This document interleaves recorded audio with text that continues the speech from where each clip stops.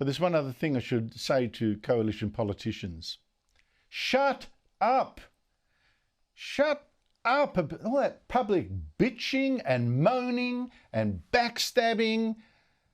Look, I've got it. Some of you are really upset that Sussan Ley didn't pick you yesterday in her shadow ministry, didn't recognise your genius, pick people you think are less worthy. In fact, in some cases, that's even true.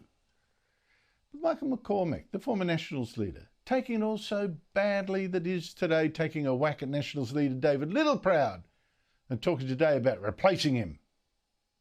Well, look, you never say never. If it comes to pass that the party decides that I'm the one to lead them again in the future, well, so be it. Really, who's helping? Only Labor. And some of the other criticisms. Sarah Henderson, oh, Sussan Ley dumped 3 women from the ministry, including me. Others saying, oh, that's sending voters a signal the Liberals are anti-women. I mean, really? Hello, the Liberal leader is herself a woman. Isn't that a great signal? And other criticisms. Sussan Ley appointed inexperienced people. I'd call them fresh faces. Oh, she promoted some of her backers. Which leader doesn't? Besides, she also promoted people like James Patterson, who didn't back her.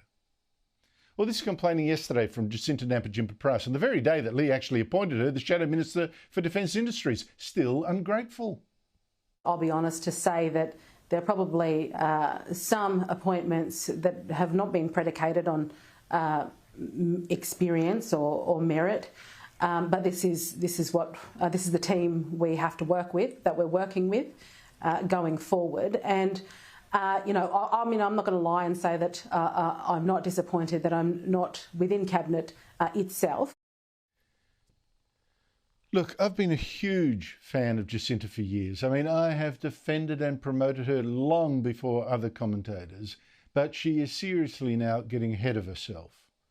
She deserted the Nationals this month, leaving them in the hole, to become a Liberal instead, and run for the Liberal deputy leadership, when she'd been in the party for almost literally 5 minutes and in Parliament for just 3 years. Now, I know that Jacinta was absolutely magnificent campaign against The Voice, single-handedly got Australians to vote no. And she's a star in the party branches. Rightly so, she has a huge future. But it is also true she's got much to learn. She still must prove she's much more than a brave and articulate woman who can speak hard truths about Aboriginal issues, protected, let's be honest, by being Aboriginal herself. Now, Peter Dutton did give her that chance. He put her in charge of monitoring government efficiency. She didn't come up with a single saving of note, not one. And when she did speak in the election campaign, she put a foot in it. We can make Australia great again. Is that an ode to Donald Trump? No, if I said that, I don't even realise I said that, but no. So really, take a chill pill. Jacinta now has a portfolio involving defence. That will be perfect for giving her experience in talking beyond Aboriginal issues. And by the way, surrounding herself with weapons of war, that's going to make her look even more like a future leader. Tough woman. So just suck it up and say thank you. Now, I know I've burned bridges here with some coalition people, including Jacinta, unfortunately. But guys, your coalition is in such terrible strife that you need to be told. Your new leader deserves a chance. She's picked a new team, so for now, shut up and go for Labor, not your leader.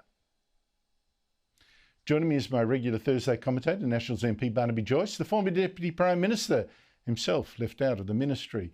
Barnaby, great to see you again. At least you're now free to say exactly what to say. I don't know what... But I shouldn't say anything after that. Well, say it now. No, you go right ahead and say what you like. I've got nothing to say. I'm very sanguine. What's that? Sanguine dignor quam orum est. Is that right? Or well, that's the nominative, isn't it? I don't know. I think you were going to say something and now you won't. Sanguine dignio oro est is the ablative. Off you go. Now, well, if only more people, more in the audience spoke Latin. I certainly don't. But at least, Barnaby, one benefit of you not being on the shadow ministry or the ministry before that is that you're finally free to exactly to say what you never could on my show. You'd hint, you'd wink, you'd nod. Net zero, cutting Australia's emissions to zero net by 2050. You don't have to speak. Well, tell us what you really think, folks. Because it is mad. Look, I'll give you 4 reasons. First of all, we have the Chinese, the communist Chinese. Chinese people are great. Communist government not so great. Stooging around our nation off Sydney, off your coast. They did live fire exercise. That's practicing to attack. That's why you do live fire exercises off your coast. We have to make this nation as powerful as possible, as quickly as possible. We need to throw the rule book out the window. And we can't do that if we're hamstrung with this crazy idea that we're going to be net zero, which of course we'll never make. I'll give you another reason. It's absolutely decimating our economy. It's ridiculous. Talk to any pie shop, talk to any company, ask them what their energy bill is. It's through the roof. They can't afford it. Even in New South Wales now, we are going to have a 9.7% increase on the 1st of July. I'll repeat that, 9.7%. Approved by the government on the 1st of July, as if your power bill wasn't enough. We've also got the desecration of our landscape, I really mean this, environmental desecration of our landscape with wind towers, solar panels, swindle factories, capacity investment schemes, secret little agreements that we'll never know the details of for overseas companies and internal billionaires, so they become multi-billionaires. Power sold in 5-minute stacks where people get paid the highest price of the bid, not the lowest price, not the price they bid it in, the highest price.